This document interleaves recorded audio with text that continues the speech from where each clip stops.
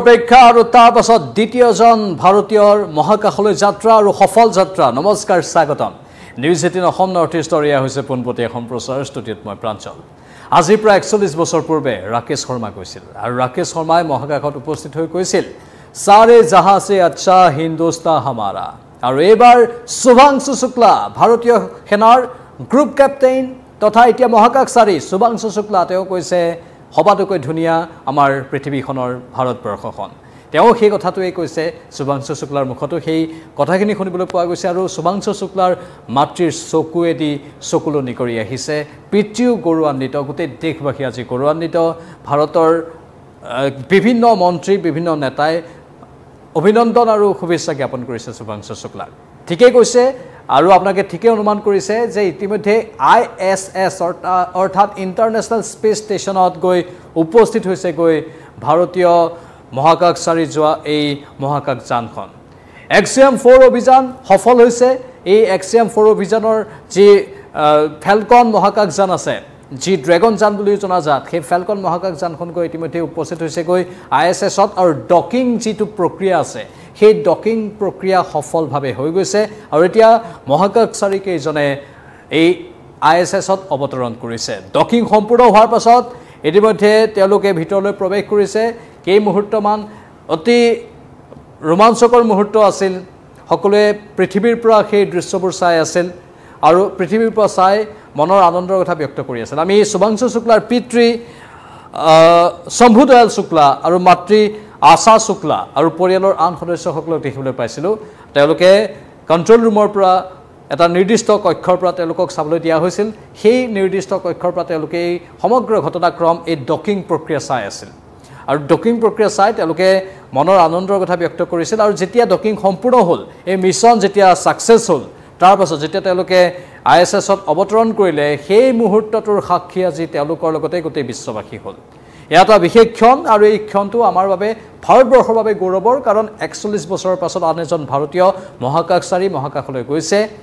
এবাৰ ISSত যোৱা প্ৰথম হৈছে শুভাংশু শুক্লা ইয়াৰ পূৰ্বে ৰাকেশ শৰ্মা যেতিয়া 41 বছৰ পূৰ্বে গৈছিল তেওঁ ISSত যোৱা নাছিল কিন্তু শুভাংশু শুক্লা ISSত অৱতৰণ কৰা প্ৰথমগৰাকী ভাৰতীয় মহাকাশচাৰী আৰু ভাৰতৰ মহাকাশ যাত্ৰা চন্দ্ৰযানৰ পাছতেই লাহে লাহে অধিক সফল হ'বলৈ ধৰিছে অধিক ত্বৰান্বিত হ'বলৈ ধৰিছে আৰু এই গতি এনেধৰণে চলি থাকক এই ধাৰা এনেধৰণে অব্যাহত থাকক সেইটো আমি প্ৰাৰ্থনা কৰিছোঁ বা কামনা কৰিছোঁ এতিয়া ক'ব বিচাৰিছোঁ কিমান দিন থাকিব শুভাংশু শুক্লাই মহাকাশত 14 দিনৰ এটা টাৰ্গেট লৈ গৈছে 14 দিনত 7টা গৱেষণা কৰিব শুভাংশু শুক্লাই এই যি 14 দিন তেওঁলোকে তাত থাকিব সেই 14 দিনত 7টা গৱেষণা কৰিব কেৱল ভাৰতীয় বিজ্ঞানী নহয় অৰ্থাৎ ইছৰোৰ বিজ্ঞানীয়ে তাত যোৱা নাই শুভাংশু শুক্লাই যেহেতু ইছৰোক প্ৰতিনিধিত্ব কৰি গৈছে সমান্তৰালভাৱে নাছাৰ বিজ্ঞানীও আছে ইফালে হাংগেৰীৰ বিজ্ঞানীও আছে লগতে আন কেইবাখনো দেশ আছে সেই দেশকেইখন হৈছে পোলেণ্ড আৰু কেইবাখনো দেশ হাংগেৰী পোলেণ্ড ভাৰত আমেৰিকা যুক্তৰাষ্ট্ৰটো আছে এনেধৰণে কেইবাখনো দেশৰ বিজ্ঞানী গৈছে আৰু তেওঁলোকে এই 14 দিনত বিভিন্ন পৰীক্ষা নিৰীক্ষা কৰিব এই পৰীক্ষা নিৰীক্ষাৰ মূল কি পৰীক্ষা নিৰীক্ষা হ'ব সেইখিনি আমি পৰৱৰ্তী সময়ত জনাবলৈ সক্ষম হ'ম কিন্তু 7টা গৱেষণা কৰিব বুলি কোৱা হৈছে সেই 7টা গৱেষণাত কেনেধৰণৰ বিষয় স্থান পায় সেয়া হ'ব লক্ষণীয় আমি এটা বস্তু মন কৰিছোঁ যে শেহতীয়াকৈ ভাৰতবাসীয়ে এই মহাকাশ অভিযানবোৰক লৈ যথেষ্ট উৎসুকতা প্ৰকাশ কৰিছে কাৰণ এই ক্ষেত্ৰত ভাৰত চৰকাৰে বিশেষ উদ্যোগ গ্ৰহণ কৰিছে ইছৰোই বিশেষ উদ্যোগ গ্ৰহণ কৰিছে আৰু ইছৰোৰ যিসকল বিজ্ঞানী তেওঁলোকেতো এটা বিশেষ থন ধৰি লৈছে এটা বিশেষ নিৰ্দিষ্ট লক্ষ্য লৈ লৈছে যে আমি আগন্তুক 5 বছৰৰ ভিতৰত মহাকাশক লৈ যি নতুন নতুন আৱিষ্কাৰ আছে সেইখিনি কৰিবলৈ আমি চেষ্টা কৰিম আগন্তুক 5 বছৰ যদিও সময় ধাৰ্য কৰা হৈছে কিন্তু সেই আগন্তুক 5 বছৰৰ ভিতৰত সেইটো সফল হয় নে নহয় নাজানো আমিতো ইচ্ছা কৰোঁ সেইটো সফল হওক কিন্তু এটা টাৰ্গেট লৈ লৈছে যে মহাকাশত নতুন নতুন আৱিষ্কাৰৰ ক্ষেত্ৰত ইছৰোই নাছাৰ সমানে ফেৰ মাৰিব পৰাকৈ আগুৱাই যাব বিচাৰিছে তাৰ কাৰণে তেওঁলোকে 5 বছৰ ধাৰ্য কৰিছে কিন্তু আমি ভাবোঁ যে 5 বছৰ নহ'লেও 10 বছৰ ভিতৰত হ'লেও সেইটো হওক 10 বছৰৰ ভিতৰত হ'লেও ভাৰতবৰ্ষই নিজা উদ্যোগত মহাকাশৰ যিবোৰ নজনা কথা এতিয়াও আছে সেই নজনা কথাবোৰ আৱিষ্কাৰ কৰক 99% মহাকাশৰ এতিয়াও নজনা হৈ আছে অনাৱিষ্কৃত হৈ আছে আমি জানো যে আমাৰ এই মহাকাশত আমাৰ এই মিল্কি ৱে গেলেক্সিত ব্লেক হোল আছে যাক আমি সেই ব্লেক হোলৰ কথা যদি ক'বলৈ যাওঁ এটা মৰা নক্ষত্ৰ হয় সেই মৰা নক্ষত্ৰটোৱে বিশেষকৈ সেই ব্লেক হোলৰ ভিতৰতে পোহৰ নাযায় সেই ব্লেক হোলে আন গ্ৰহক গ্ৰাস কৰিব পৰাৰ ক্ষমতা ৰাখে আমাৰ মিল্কি ৱে গেলেক্সিতে বিশাল ব্লেক হোল আছে আৰু সেই বিশাল ব্লেক হোলৰ কিছু নতুন নতুন তথ্য শেহতীয়াকৈ আৱিষ্কাৰ হৈ আছে আৰু সেই আৱিষ্কাৰবোৰ এনেধৰণৰ বহু এনেধৰণৰ কথা আছে যিবোৰ কথা বিশ্ববাসীয়ে নাজানে তেনেধৰণৰ যিবোৰ নজনা কথা আছে সেই নজনা কথাবোৰৰে ৰহস্য খোল খোৱাবলৈ ঈশ্বৰে চেষ্টা কৰিম বুলি কৈছে সেয়া লাগিলে ব্লেক হোলৰ ক্ষেত্ৰতে হওক বা আমাৰ মিল্কি ৱে গেলেক্সিৰ বাহিৰত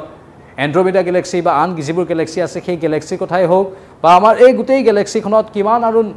আৱিষ্কাৰ নোহোৱা গ্ৰহ নক্ষত্ৰ আছে আমাৰ এই গেলেক্সিখনতে আমাৰ দৰে সৌৰজগত আৰু ক'ৰবাত আছে নেকি সেইবোৰ সেই যিবোৰ অনাবিষ্কৃত হৈ থকা বিষয় আছে সেই বিষয়বোৰত ঈশ্বৰে বিশেষ বুৎপত্তি আহৰণ কৰক বিশেষভাৱে সেই তথ্যবোৰ সংগ্ৰহ কৰি সমগ্ৰ পৃথিৱীবাসীক জনাওক সেইটো আমি কামনা কৰিছোঁ আৰু ঈশ্বৰে সেইটোৱে লক্ষ্য বান্ধি লৈছে সেয়েহে শুভাংশু শুক্লাক এই অভিযানত অংশগ্ৰহণ কৰোৱাটো আৰু তাৰ পাছত তেওঁক মহাকাশলৈ প্ৰেৰণ কৰাটো ISSত প্ৰেৰণ কৰাটো সেই অংশবোৰৰে বা সেই কাৰ্যক্ৰমণিকাবোৰৰে এটা এটা অংশ আৰু আমি এইবাৰ ইছৰোৰ আৰু এটা সফলতা দেখিবলৈ পালোঁ বিশেষকৈ এই এক্সিয়াম 4 যিটো মিছন সেই এক্সিয়াম 4ৰ মিছনত বহুখিনি ত্ৰুটি ধৰা পৰিছিল খুটি নাটি ধৰা পৰিছিল কিন্তু নাছাই সেই বিষয়বোৰত বৰ এটা গুৰুত্ব যেনেধৰণে দিব লাগে তেনেধৰণে দিয়া নাছিল প্ৰথম অৱস্থাত যিবোৰ খেলিমেলি ওলাল সেইটো নাছাই আৱিষ্কাৰ কৰিলে তাৰ পাছত ইছৰোৱে নিজে পৰ্যবেক্ষণ কৰিলে ইছৰোৱে পৰ্যবেক্ষণ কৰোঁতে বহুখিনি ভুল বহুখিনি খেলিমেলি দেখা পাইছিল আৰু সেই কথা প্ৰথমে নাছা বা আন বিজ্ঞানীবোৰে মানি ল'ব বিচৰা নাছিল যেতিয়া ইছৰোৱে তাৰ প্ৰমাণ